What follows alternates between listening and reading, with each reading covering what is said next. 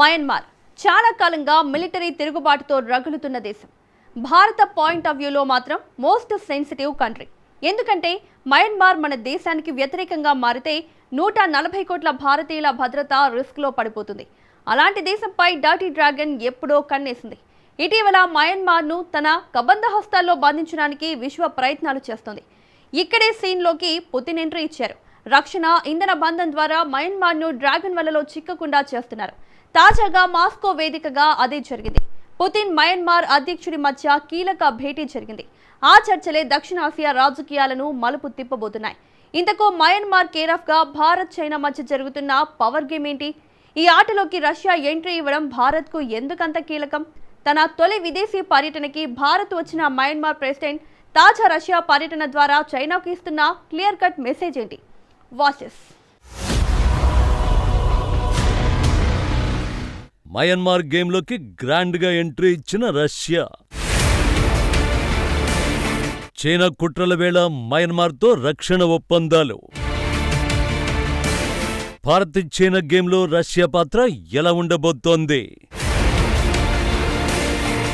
2021 సైనిక తిరుగుబాటు తర్వాత మయన్మార్లో చెలరేగిన అంతర్యుద్ధం, ఆ తర్వాత చైనా ఆడుతున్న డెడ్లీ గేమ్ అంతర్జాతీయంగా చర్చనీయాంశమవుతోంది.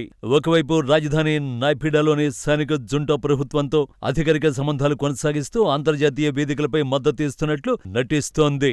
మరోవైపు ఉత్తర మయన్మార్లోని షాన్, రాఖైన్ రాష్ట్రాల్లో సైన్యానికి వ్యతిరేకంగా పోరాడుతున్న Arakan army, MNDAA, TNLA, three brotherhood alliance తిరుగుబాటు గ్రూపులకు అత్యాధునిక డ్రోన్లు, రాత్రి వేళల్లో పనిచేసే నిఘా పరికరాలు, తేలికపాటి ఆయుధాలను నిరంతరం సరఫరా చేస్తోంది. మయన్మార్ ఎప్పుడూ అంతర్గత కల్లోలంతో అస్థిరంగా ఉంటేనే సైనిక పాలకులు పూర్తిగా తన ఆజ్ఞలపై ఆధారపడతారన్నది డ్రాగన్ కంట్రీ అస్సలు కుట్ర. మయన్మార్ పూర్తిగా తనపై డిపెండ్ అయితే భారత్ను ఒక ఆట ఆడించొచ్చు అన్నది అసలు వ్యూహం. ఇందుకోసమే చైనా మయన్మార్ ఎకనామిక్ కారిడార్ను తెరపైకి తెచ్చింది. ఇది కేవలం వ్యాపార ప్రాజెక్టు మాత్రమే కాదు, అది భారత మహాసముద్రంలోకి చైనా ప్రవేశించేందుకు మార్గం. చైనాలోని యునాన్ ప్రావిన్స్ నుంచి మయన్మార్ మీదుగా బంగాళాఖాతంలోని క్యాగ్ప్యూ డీప్ సీ పోర్టు వరకు హైవేలు, రైల్వే లైన్లు, గ్యాస్ పైప్ లైన్లు నిర్మించి మలక్క జలసంధిపై ఆధారపడ్డాన్ని తప్పించుకోవాలని బీజింగ్ భావిస్తోంది. అంతిమంగా కాగ్ప్యూ పోర్టును తన నేవల్ బేస్ గా మార్చుకుని బంగాళాఖాతంలో చైనా యుద్ధ నౌకలు జలాంతర్గమలను శాశ్వతంగా మోహరించి భారత తూర్పు తీరాన్ని నేరుగా టార్గెట్ చేయాలని ప్లాన్ చేస్తోంది. ఈ ప్రాజెక్టులోకి బంగ్లాదేశ్ను కూడా ఆహ్వానించింది. అండమాన్ నికోబార్ దీవులకు కేవలం కొద్ది కిలోమీటర్ల దూరంలో ఉన్న మయన్మార్కు చెందిన గ్రేట్ కోకో ఐలాండ్లో చైనా సహాయంతో భారీ రన్వే, నిఘా రాడార్లు, శాటిలైట్ ట్రాకింగ్ స్టేషన్లను ఆధునీకరించడం న్యూఢిల్లీ భద్రతా వర్గాలకు తీవ్ర ఆందోళన కలిగిస్తోంది. ఈ స్థావరం ద్వారా ఒడిశాలోని చాందీపూర్ మిసైల్ టెస్టింగ్ రేంజ్ నుంచి భారత్ ప్రయోగించే అగ్ని, బ్రహ్మోస్ క్షిపణుల డేటాను సేకరించడం, విశాఖపట్నంలోని ఈస్టర్న్ నేవల్ కమాండ్ ఐఎన్ఎస్ వర్ష సీక్రెట్ న్యూక్లియర్ సబ్మెరైన్ స్థావరం కదలికలను నిరంతరం పసిగట్టేందుకు చైనా నిఘా వ్యవస్థ సిద్ధం చేసుకుంటోంది.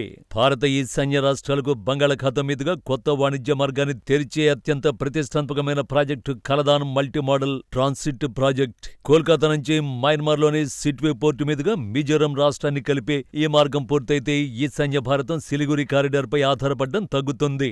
అయితే చైనా ప్రోద్బలంతో పనిచేస్తున్న అరాకన్ ఆర్మీ వంటి తిరుగుబాటు గ్రూపులు ఈ ప్రాజెక్టు పరిధిలోని రోడ్లు, వంతెనల నిర్మాణాలను అడ్డుకునే యత్నం చేస్తున్నాయి. భారత యాక్ట్ ఈస్ట్ పాలసీకి గండి కొట్టేందుకు చైనా స్థానిక తిరుగుబాటుదారులను ఆయుధంగా వాడుకుంటోంది. మయన్మార్ అధ్యక్షుడు మిన్ హ్లాయింగ్కు చైనా తనను వ్యూహాత్మకంగా ఆర్థిక బానిసగా మారుస్తోందన్న వాస్తవం అర్థమైంది.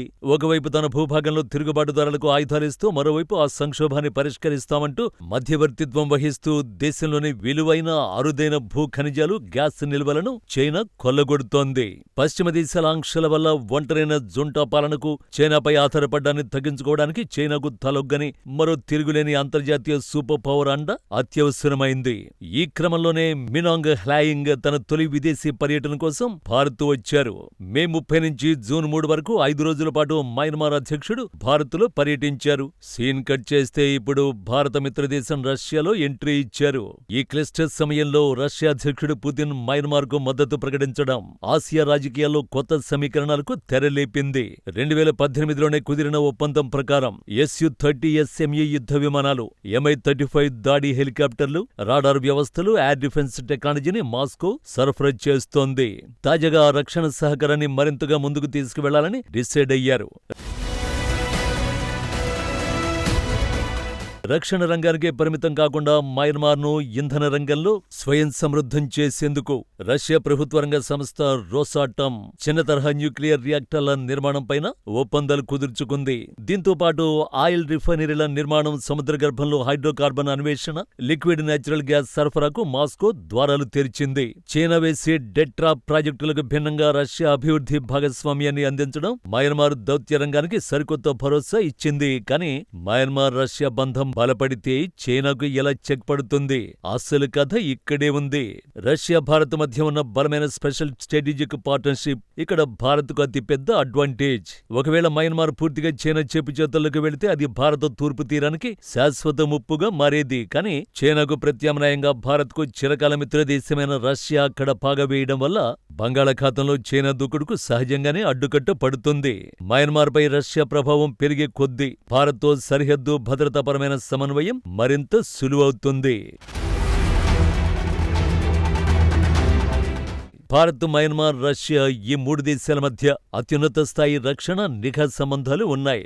మయన్మార్ భూభాగం నుంచి భారత ఈశాన్య రాష్ట్రాలైన మణిపూర్, నాగాలాండ్, మిజోరంలలో అశాంతిని రేకెత్తించే ఉల్ఫా, NSCN-K వంటి ఉగ్రవాద మూకలకు డ్రాగన్ కంట్రీ నిధులు, ఆయుధాలు అందకుండా మయన్మార్ సైన్యం అణిచివేయడం ఇండియాకు కీలకం. రష్యా అందిస్తున్న అధునాతన ఆయుధాలు, శిక్షణతో మయన్మార్ సైన్యం సరిహద్దులపై పట్టు బిగిస్తే అది పరోక్షంగా భారత ఈశాన్య ప్రాంత శాంతి భద్రతలకు బలమైన రక్షణ కవచంగా మారుతుంది. పాశ్చాత్య దేశాల ఆంక్షలు ఉన్నప్పటికీ మయన్మార్ను పూర్తిగా చైనా కాలనీగా మారకుండా అడ్డుకోవడంలో రష్యా చొరవ మన దేశానికి గేమ్ చేంజర్ గా మారుతుంది. బంగాళాఖాతాన్ని తన అంతర్గత సరస్సుగా మార్చుకోవాలనుకున్న డ్రాగన్ దురాక్రమణ కలల్ని భగ్నం చేస్తూ భారత్, రష్యా, మయన్మార్ మధ్య ఏర్పడుతోన్న ఈ అనధికారిక వ్యూహాత్మక సమన్వయం దక్షిణాసియా సముద్ర సరిహద్దు భద్రతలో ఒక నయ అధ్యాయాన్ని లిఖిస్తుందనడంలో ఎలాంటి అతిశయోక్తి అవసరం లేదు.